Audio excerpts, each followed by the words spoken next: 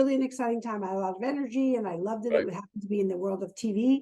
Mm-hmm. But 12 years in, Mm-hmm. I heard a voice in me in the quiet of my apartment. I heard a voice trying to get out. I say it's my heart voice because I know the difference between the head voice and the heart voice. And the heart voice asked me, if this is the next 30 years of your life, is this enough? Right. And Adrian, that rocked my world.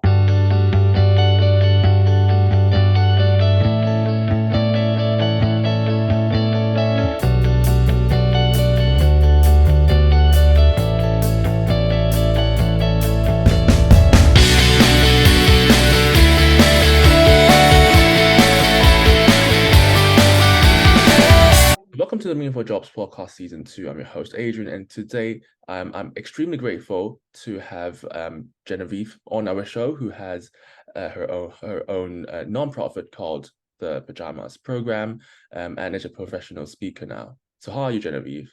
I'm fine, Adrian. Thank you for this invitation. No problem. When I was reading your story on LinkedIn and before you came to my show, you had, a very interesting trajectory. You were in the corporate world, then started an NGO, and now you're a professional speaker. So if you could kind of talk us through what, your career is about, maybe.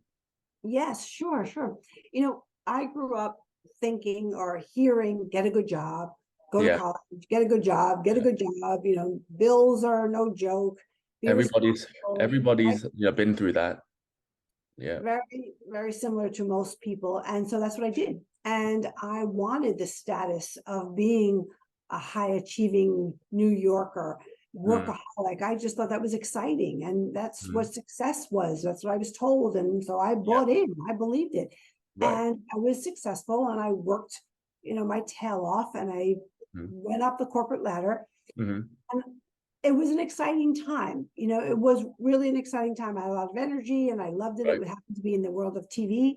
Mm-hmm. But 12 years in, Mm-hmm. I heard a voice in me in the quiet of my apartment. I heard a voice trying to get out. I say it's my heart voice because I know the difference between the head voice and the heart voice. And the heart voice asked me, if this is the next 30 years of your life, is this enough? Right. And Adrian, that rocked my world because I'd never heard a voice come out of me. I didn't know that might have been brewing in there. Sorry, But is that like audible or was it, yes, I heard yeah, it. Yes, I heard it. heard it. Oh, wow. Okay. Yeah, I heard it.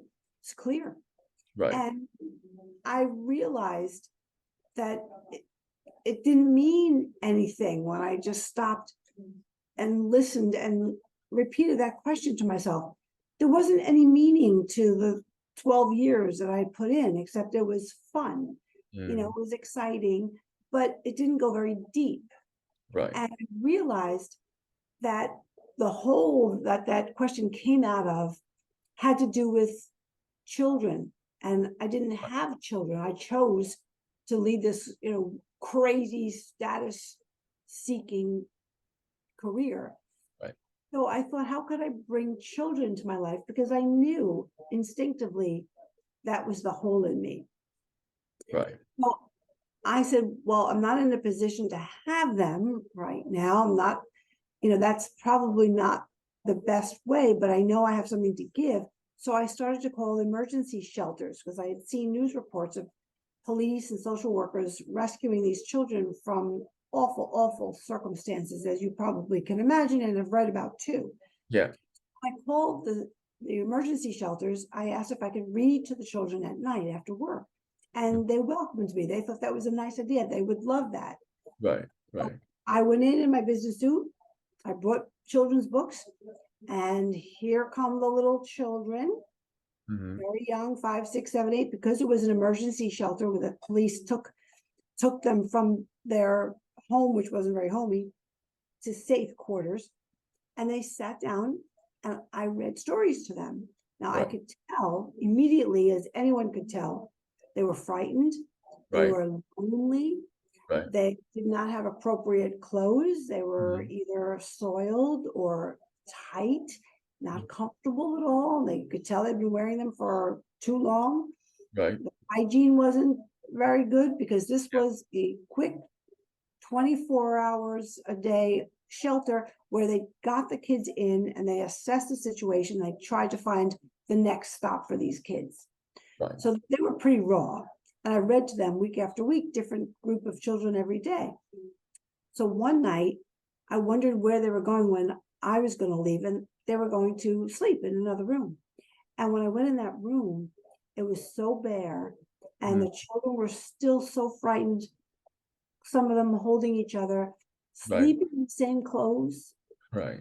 sniffling, some of them crying. And my heart was breaking because I remembered my mom putting me to bed and my brothers and my sister, and how loving that was, and how we felt safe and secure and certainly felt loved.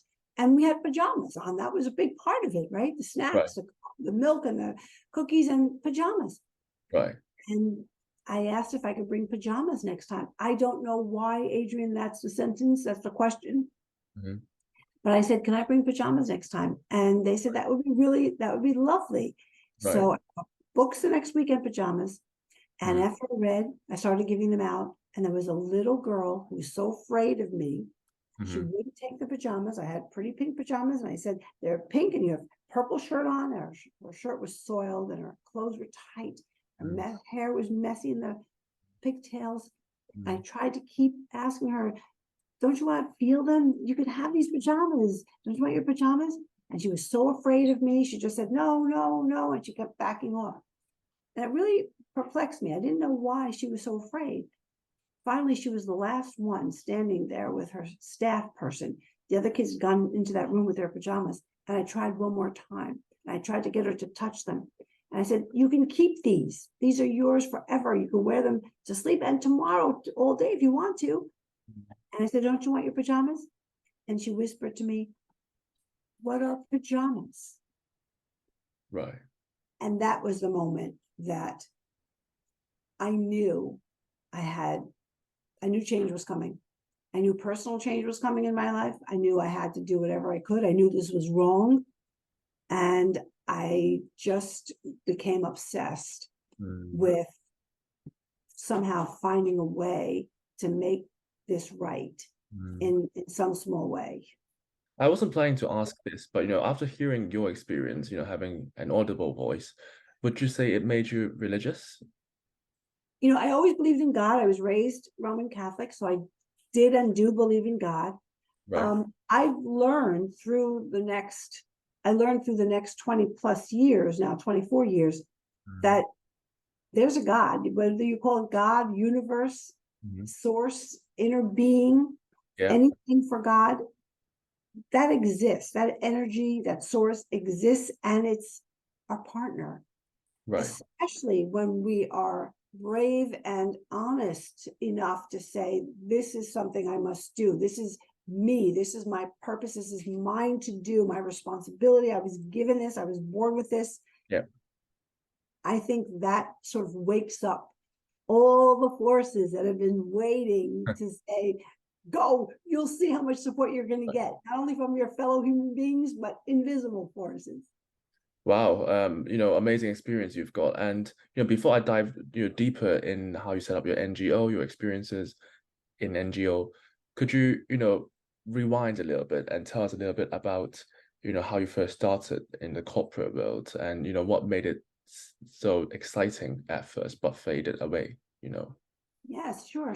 Well, I always loved watching TV, still do. So the idea of being in New York, where there's entertainment, where there are TV syndication companies, TV stations, Broadway shows, movies are made there. I thought, if I could just land some kind of an entertainment job, that would be it. I would have made it. And if I could climb my way up, I would love that kind of life. Right. And there used to be a show, Mary Tyler Moore show, and she was a woman in a big city, and she made it in a man's world in TV, and I watched her all the time. So that inspired me to choose the entertainment business and then the TV business.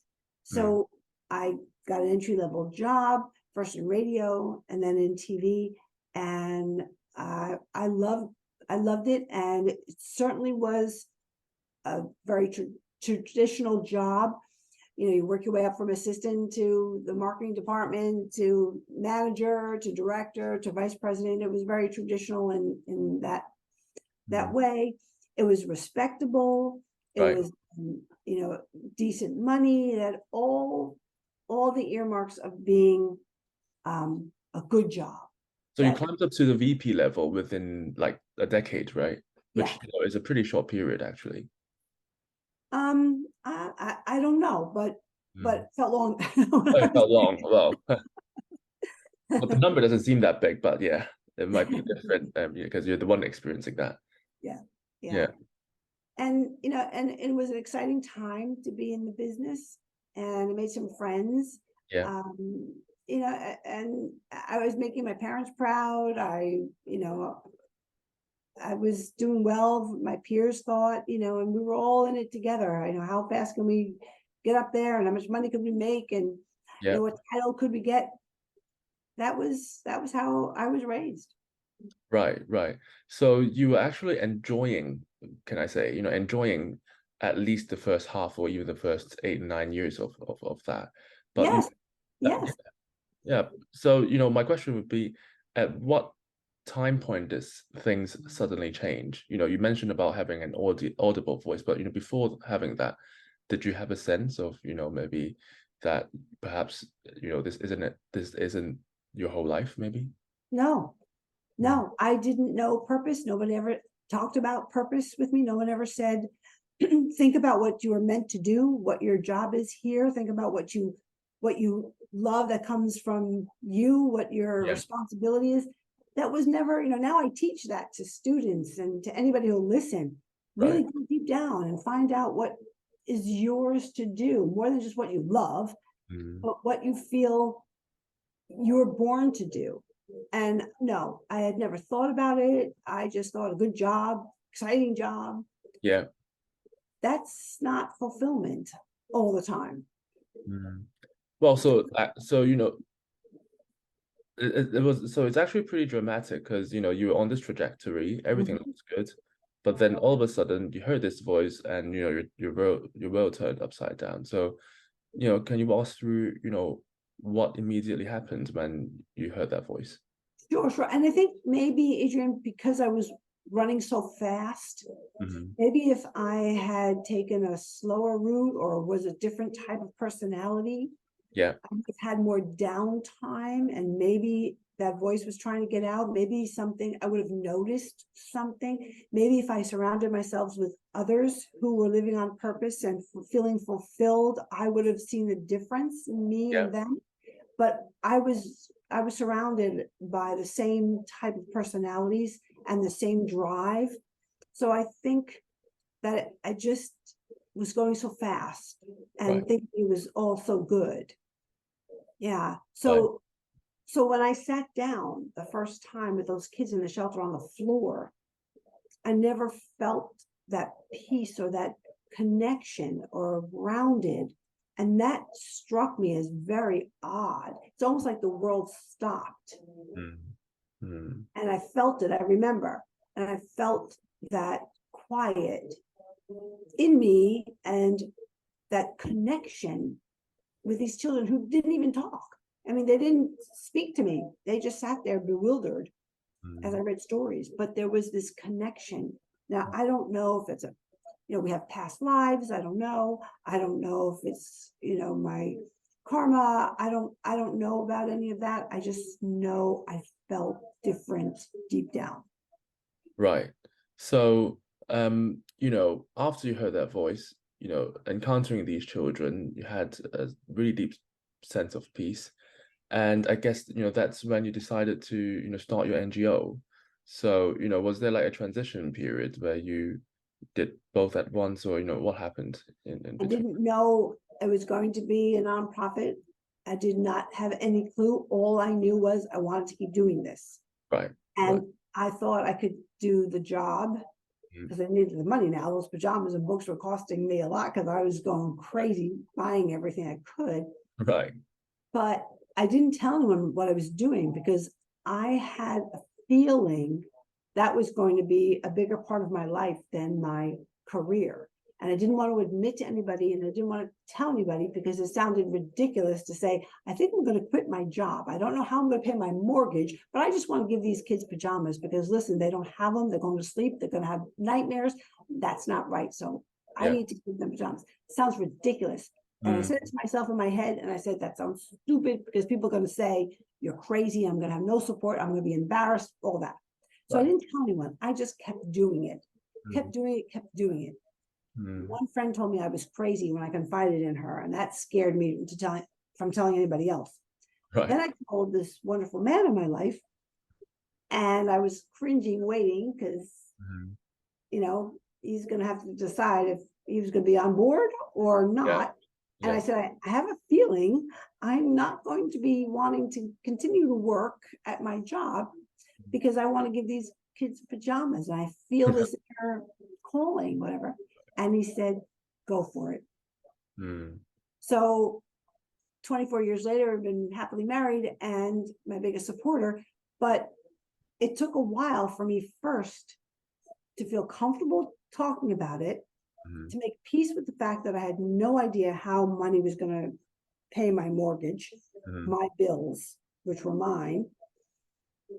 And what happened was the beauty of the human connection. I started slowly after I told my husband, I told my parents to start telling people, and somebody from a national magazine wrote a teeny tiny article, and the response was incredible. Now, I did not have a 501c3. I was not official. I didn't know anything about starting a nonprofit. It never even occurred to me until all the boxes, I'm talking hundreds and hundreds of boxes from people who read the article, sending it to my home address, which was public. Wow. And in one of the boxes of cash and pajamas and books, there was a letter from a company that said, please send us your 501c3 so we can give you a grant. So I looked at the wonderful man in my life and I said, what is this thing? 501c. I didn't even know what it was. I had to find out what that was. And then I said, oh my goodness, I have to do this. This has to be a proper, respected, acknowledged nonprofit because this is now my responsibility. All these people are trusting me to get their gifts to the children with the sweet letters and the wanting to help. So that's the start. That's how it started as a nonprofit, but I had no clue, and I had to catch up so fast because I had no idea what it would take. It just goes to show you never know what's around the corner, right? And you never know what you can do, because it never occurred to me that I could start a nonprofit or that I could tell my story enough to get support. Well, I guess the beauty is that you don't know what's around the corner, but you still have to take action first. You might have a grand vision, but you still need to take the first step, and that's what you did. And, you know, it took you a long way. And I think you even went to the Oprah Winfrey show at one point, did you? I think I read that. Did you go to Oprah, the Oprah show? Yes. I think you did. Yeah. Can you tell us, you know, was it like, how was it, you know, being a guest on her show? Was it surreal? It was very surreal, and everyone should watch it, not because I was on it, but because of the human connection aspect of what happened, because it was truly breathtaking to see the beauty in people, to hear the beauty that Oprah evokes in people, the power of trust in her, and the smallest of stories. You know, my story was just a little story, and people's reaction was gigantic.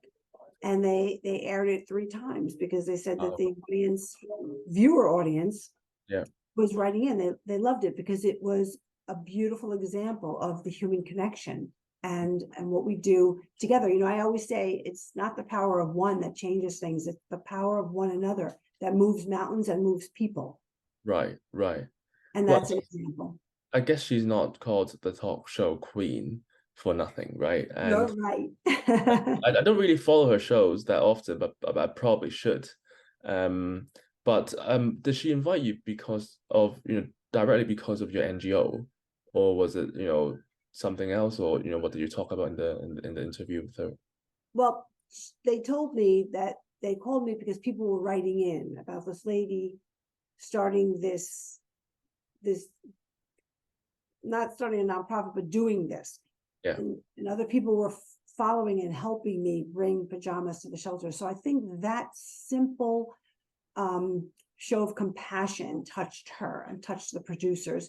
And also to see how other people wanted to be a part of such a simple giving, exercise that reached that deep down all of us. So, fast forward a few years, have you paid off your mortgage already? No. No, okay. I thought it Sold, was a yes. had to sell because it was Right, small. So right. Pajama program was growing and it was home based at that time. So my new husband and I decided we needed the money from the sale, whatever we could get for this co-op, Yeah. and buy pajamas and all the expenses that we needed to pay. So we decided to rent, and we are still renting, and we are very happy about the decision we made. Wow. Okay. Well, I think I don't know about the US, but in the UK, rents are sky high because of inflation. Well, hopefully that's not the case. No, I Um, think we're okay. okay, that's great. That's great. So can you tell us a little bit about what you're doing now? So I think you're like a professional speaker full time now. Can you tell us a little bit about that or Yes. other things that you're doing now? Sure. I'll always be founder of Pajama Program. So for the Yeah, first 20 years, I was also executive director, day to day, everything. right. And through those years, people asked me to speak, tell the story. And I grew to understand that there was a part two to my purpose, and that's sharing and inspiring and supporting others who want to find their purpose.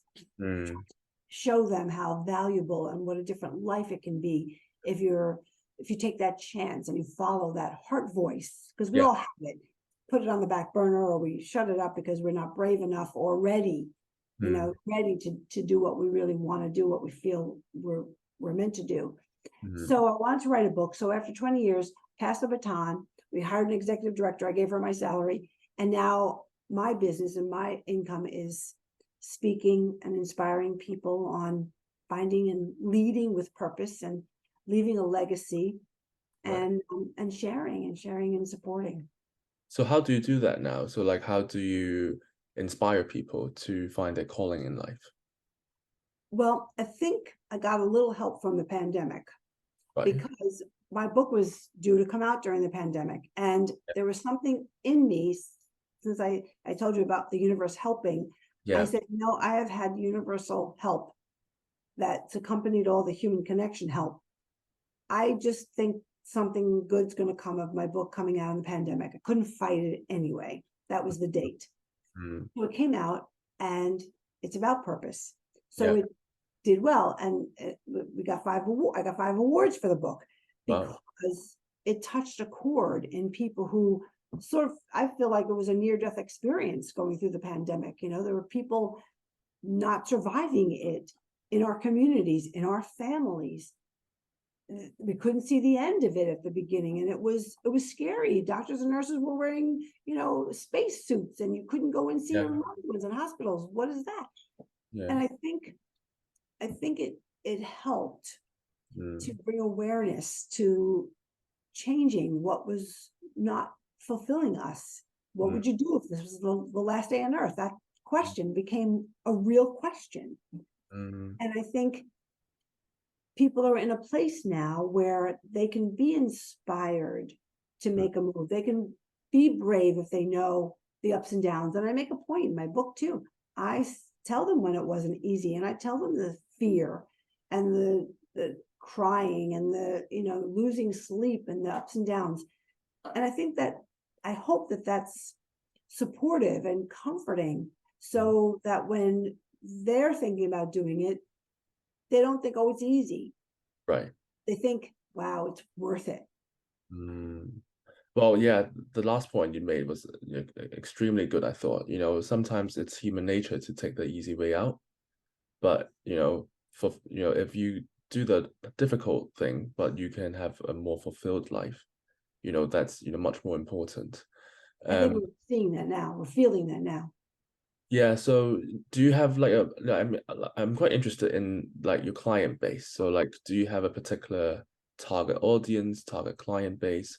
How do you what's the decision making behind choosing certain audiences or clients? Right. Well, there are three. First, there are the students, the young ones who are considering what to do for the rest of your your young lives. Well, not that young anymore, but relatively young, relatively young. To consider purpose, to think about it. It's real. Mm. It's real. You don't want to go 10, 20, 30 years in and look back and say, wow, I still don't feel any meaning in my life. Mm. And I think we need that in addition to family life. I think we need to feel good about what we're doing and contribute what we're supposed to be doing. We know if we take time to figure out what am I meant to do here, we can figure it out. And as a career path, being a parent is nothing like it. That's a legacy that's purposeful. Mm. So I think for me, since I didn't take that route, and I take so much joy in congratulating people who have raised other human beings, it's a miracle in itself. But I think I talk to the students to say, think about it long and hard before you take a job, Right. because it's going to come back. It's going to come back to you at some point. 2 years, 5 years, 20 years, 25 years. You want to say, I did the right thing. So those are younger people. Mm. And then there are groups, a lot of them women, but some more and more of them men, who are ready to take another path. So I Right. can tell them Mm. how to do it, that I did it, show them the way that I did it, help them, support them. And then there are the leaders who have teams, employees who need to find purpose together, the collective purpose. Mm. So those are people who like being an employee in a team. They just want to feel more connected to the leader and to the purpose. And leaders don't always feel connected either. Founders pretty Right. much start something because it's their connection to something. Mm. So there's that whole corporate part that Mm. needs to exist.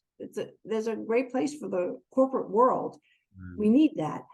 But I think the culture, as we're all learning, needs to be strengthened. And that's around, I believe, purpose. Well, so lastly, before we end the interview, would you say you do you regret going to corporate and spending 12 years there? I do often wish, and certainly over the last 24 years, I thought, wow, how much farther I could be with these children if I had started early. But I wasn't ready. Things happen for a Yeah. reason. Maybe I wouldn't have appreciated it. Maybe I wouldn't have felt as fulfilled. Maybe I wouldn't be able to share as much and compare and relate to people who've first taken one path and want to change the path. So I stopped regretting that I didn't start earlier, because it just wasn't meant to be. Right. Because I guess a lot of us really want to we feel like money isn't everything. There must be a higher purpose in life, but for a lot of young people, which you touched upon, and you said you might not encourage them to get a job immediately, a lot of them do need to pay off their debts, money to live. What advice would you give them? Well, I teach the jump, which is what I did, the complete change, but I teach the slide. And I know that if you say you love to sing and you need money to pay your debts, it's a very real need of all ages, not just starting out and paying college debt. There are people who cannot physically, or they don't have the support to make a big jump and or are willing to make that scary jump. Yeah. Then slide it in. If you like to sing, if you like to be with animals, and I go through a whole exercise, and you can go to my website, GenevievePiturro.com, and download the How to Find Your Purpose. Yeah. Slide it into your life for an hour a week or more if you can, but at least an hour a week. Spend time doing what you love. Take a singing lesson if you're terrible. Join the choir. You have to do something to give it life, because burying that and putting it on the back burner, it's in the dark. Yeah. That is eating at you, and you'd be amazed how wonderful you feel, even with just a little bit in your life of it, so you're not ignoring the part of you that lights up. So a lot of times you start with a slide and you realize a little bit at a time, you see a way to make a shift. But even if you don't, if you have that passion and that purpose in your life in some way, it changes everything. Well, that's a very powerful interview that you did there. And, it's a pleasure having you on our podcast. And I wish you all the best and, have a great day. Adrian, thank you so much.